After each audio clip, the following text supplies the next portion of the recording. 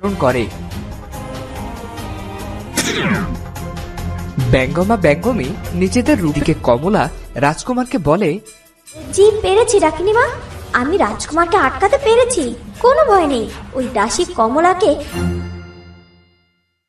রাজকুমার দয়া করুন, আপনার কাছাকাছি আমাকে থাকতে দিন। কথা দিলাম আমি আপনাকে আর সোনালীকে লাবণ্যকে ডাকিনী মায়ের সামনে মোটেও জ্বালাতন করব না। এতটা নিষ্ঠুর হবেন না।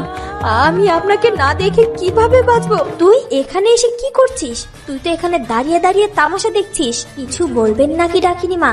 কেন আমাকে স্মরণ করলেন? রূপালী কাঁদতে থাকলো। রূপালীর কান্না থাম।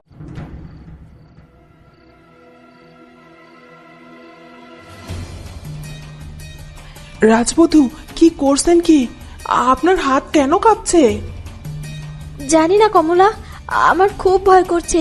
রাজকুমার যদি কোনোভাবে জেনে যায়, কিন্তু ডাকিনী মা যদি আমাদের এই কাজে বাধা দেয়। তখনই সেখানে তোতা উড়ে আসে।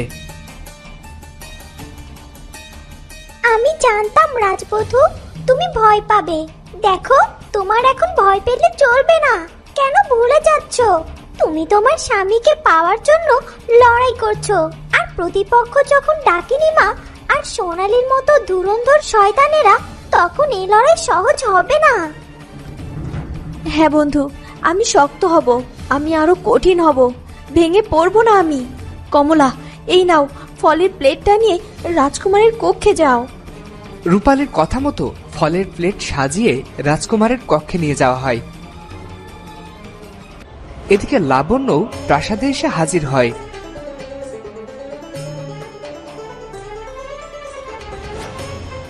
রাজকুমারকে তো ফল পরিবেশন করে ওই কমলা। কমলাকে খুঁজতে হবে। ও যেন কিছুতেই রাজকুমারকে ফল পরিবেশন করতে না পারে। লাবণ্য এই কথা বলে কমলার কক্ষের দিকে এগিয়ে যায়। এদিকে কমলা রাজকুমারকে বলে, রাজকুমার, দয়া করে ফলাহার করুন, আপনার এখন ফলাহারের সময়। বেশ, আমি খেয়ে নিচ্ছি। রাজকুমার এই কথা বলে ফল খেতে থাকে।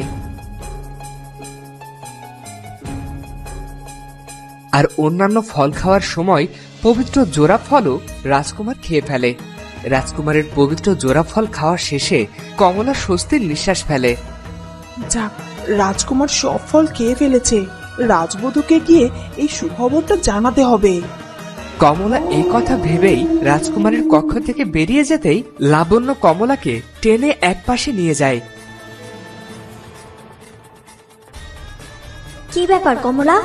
রাজবধূ রূপালীর দয়ায় দেখছি আজকাল খুব উঠছো। তুমি কি জানো, রাজকন্যা সোনালী যদি তোমার ব্যাপারে জানতে পারে, তাহলে তুমি যে পাখা উড়িয়ে ঘুরে বেড়াচ্ছ, সে পাখা তিনি কেটে ফেলবেন। কিন্তু আমি কি করেছি? হাই হাই, আমার বিধাতা জানে আমি কারোর সাথে কোনো অন্যায় করছি না। অযথা কথা বাদ দাও, আর এটা বলো, রাজবধূ রূপালীর দেওয়া জোড়া ফল তুমি রাজকুমারকে কি খাইয়ে দিয়েছো? জোড়া ফল? এই ফলের নাম তো আমি প্রথমবার শুনলাম। আমি তো এ ব্যাপারে কিছুই জানি না। আমার সাথে মিথ্যে বলছো? আমি কিছু জানি না ভাবছো? সত্যি করে বলো, না হলে। লাবণ্য রাগের বশে, আমার সাথে মিথ্যে বললে তুমি? হ্যাঁ, জানো তুমি কে আমি? কি আমার পরিচয়? কোন সাহসে আমার সাথে মিথ্যে বলো তুমি? তুমি জানো এই মুহূর্তে তোমার সারা শরীর আমি বিষে নীল করে দিতে পারি। তখনই রূপালী সেই স্থানে চলে আসে। লাবণ্য, কমলাকে ছেড়ে দাও বলছি। কোন সাহসে তুমি কমলার গলা টিপে ধরেছো? কোন সাহসে বলো? তুমি কি ভুলে গিয়েছো তুমি এই প্রাসাদের একজন দাসী মাত্র? দুঃখিত রাজবধূ, আসলে কমলা রাজকন্যা সোনালীর অবাধ্য হয়েছিল, তাই তাকে শাস্তি দিয়েছিলাম। তুমি চলো আমার সাথে, তোমার সাথে আমার আলাদা করে কথা বলতে হবে। রূপালীর হুকুমে কমলা রূপালীর সাথে রূপালীর কক্ষে যায়। এবারে বলো কমলা, ওদিকের কি খবর? রাজকুমার কি জোড়া ফল খেয়েছে? খেয়েছে তো ওই পবিত্র জোড়া ফল। দ্রুত আমাকে সুসংবাদ শোনাও। দুঃসংবাদ শুনে শুনে আমার অন্তর যে জ্বলে গিয়েছে। হ্যাঁ রাজবধূ, রাজকুমার পবিত্র জোড়া ফল খেয়ে নিয়েছে। রূপালীর কক্ষের বাইরে দাঁড়িয়ে এসব কথায় লাবণ্য শুনে ফেলল। সর্বনাশ! ডাকিনী মা যদি জানে যে আমি রাজকুমারকে ওই ফল খাওয়া থেকে আটকাতে পারিনি, তাহলে তো আমাকে ডাকিনী মা মেরেই ফেলবে। এই সত্যি কথাটা ডাকিনী মাকে কি করে বলবো? না না, নিজেকে বাঁচাতে হলে আমাকে মিথ্যে বলতেই হবে। কিন্তু এ তো ডাকিনী মা, উনি যদি নিজের জাদুর শক্তির সাহায্যে সবটা দেখে নেয়, আচ্ছা সে নয় পরে ভাবা যাবে, আগে তো নিজেকে বাঁচিয়ে নেই। লাবণ্য এইসব কথা ভাবতে ভাবতেই লাবণ্যের কাছে ডাকিনী মায়ের ডাক চলে আসে। লাবণ্য, ওদিকে কি খবর? যে কাজে তোকে পাঠিয়েছিলাম সে কাজ করতে পেরেছিস তো? কি ব্যাপার, কি তোর কোনো খোঁজ নেই কেন? ডাকিনী লাবণ্যকে ডাকতে থাকে আর লাবণ্য ডাকিনী মায়ের ডাকে রওনা দেয় ভূতডাঙ্গর পাহাড়ের উদ্দেশ্যে।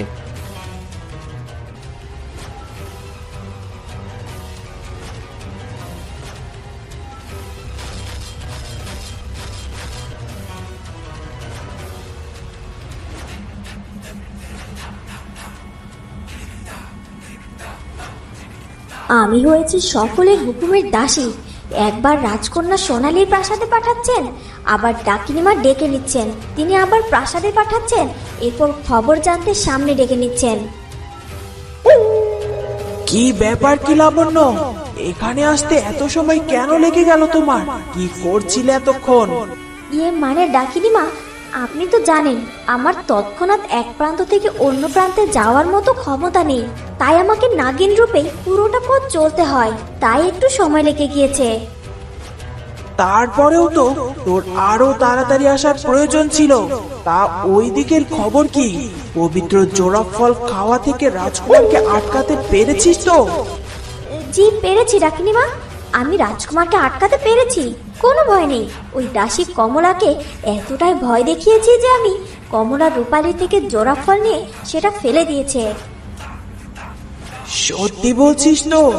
এই কাজ তুই করতে পেরেছিস? আপনার সাথে মিথ্যে বলার আগে আমার জিভ খসে পড়ুক, এরকম কাজ আমি কখনোই করব না।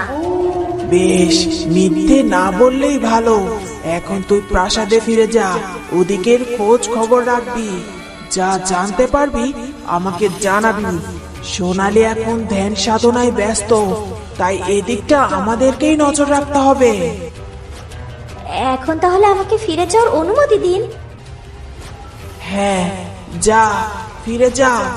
আমাকে শয়তানের সাধনায় আরো মনোযোগ দিতে হবে, এদিকের চিন্তায় মনোযোগ দিতে পারছিলাম না। লাবণ্য ডাকিনী মায়ের কাছ থেকে চলে যায়। দেখতে দেখতে সোনালী সাধনার 5 দিন কেটে যায়। ওদিকে ব্যঙ্গমা রাজা রূপালীকে বলে, আমাদের বোধহয় এখন চলে যাওয়া উচিত রূপালী। জোড়া ফল তো রাজকুমার খেয়েই ফেলেছে, তাই আশা করি যত দ্রুত সম্ভব রাজকুমার পুনরায় তোমার প্রতি সদয় হবেন। তাছাড়া আমাদের প্রাসাদে অনেক রকম কাজ আছে, এখানে পড়ে থাকলে আমাদের চলবে না। এখনো তো রাজকুমার রাজবধূর কাছে এলো না, যদি রাজকুমার খুশি মনে রাজবধূর কাছে আসতো তাহলে বুঝতাম ওনার উপর থেকে ওই পচা সোনালীর জাদু কেটে গিয়েছে। বন্ধু, সোনালী যাই করুক ও আমার নিজের বোন, ওকে অসম্মান করে কথা বলো না। আর ব্যঙ্গমা ব্যঙ্গমী রাজা রানী, আপনারা আমাকে দয়া করুন, আপনারা যাবেন না, আর কিছুদিন থেকে যান। বলা তো যায় না ডাকিনী মা আবার কি করে বসে। সোনালী এখন নেই, কিন্তু 7 দিন হতেও তো আর মাত্র 2 দিন বাকি আছে। সোনালী ফিরবে, জানি না সোনালী ফেরার পর আবার কি করবে। এত চিন্তা করলে কি হবে রূপালী? সব ঠিক হয়ে যাবে। আর সোনালী যাই করুক, তুমি নিজের লড়াই শক্ত হাতে চালিয়ে যাবে, আমাদের এভাবে আটকে রেখো না। যখন পুনরায় আমাদের প্রয়োজন হবে তখন না হয় আমাদেরকে ডেকে নিও, এখন যেতে দাও। তাছাড়া আমরা আমাদের সন্তানকে রেখে এসেছি, সে এখনো এতটা প্রাপ্তবয়স্ক হয়নি যে পুরো রাজ্য সামলাতে পারবে, তাই আমাদেরকে সেখানে যেতে হবে। দয়া করে মাফ করবেন আমাকে, আমি বোধহয় স্বার্থপরের মতো কথা বলে ফেলেছি আপনাদের সাথে। এমনটা করা আমার সত্যিই উচিত হয়নি। আসলে আমি রাজকুমারকে হারানোর ভয়ে খুবই শঙ্কিত। ভেবো না রাজবধূ, আমি তো আছি তোমার সাথে, আমি সব সময় তোমার পাশে থাকবো, কথা দিলাম।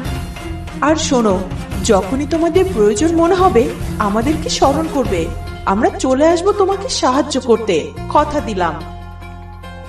ধন্যবাদ আপনাদের, আমি আপনাদের উপকারের কথা কখনোই ভুলবো না।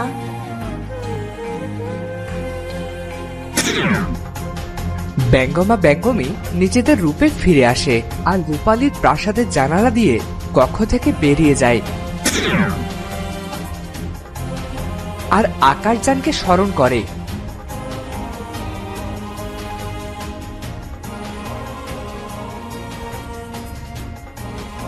আকাশযান চলে আসলে ব্যঙ্গমা ব্যঙ্গমী আকাশযানে উঠে যাত্রা শুরু করে। আর এই দৃশ্য দূর থেকে রাজা জাহাঙ্গীর দেখে ফেলে। রূপালীর কক্ষ থেকে এ কি অদ্ভুত পাখি বেরিয়ে গেল?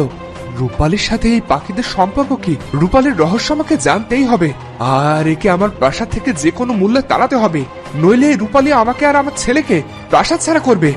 জানি না কোন শয়তানের সাধনা করছে এই কন্যা, আমাকে এ নিয়ে মেহমিদের সাথে কথা বলতে হবে। তো বন্ধুরা, কি মনে হয় তোমাদের? রাজা জাহাঙ্গীরের মুখে রাজকন্যা রূপালী আর ব্যঙ্গমা ব্যঙ্গমীর ব্যাপারে শুনে রাজকুমার মেহমিদ কি রূপালীকে প্রাসাদ ছাড়া করবে? জানতে হলে পরবর্তী পর্বটি দেখতে ভুলো না। আর আজকের ভিডিওটি ভালো লাগলে অবশ্যই সাবস্ক্রাইব করে বেল আইকনটি বাজিয়ে দিও। দেখা হচ্ছে পরের ভিডিওতে। ধন্যবাদ।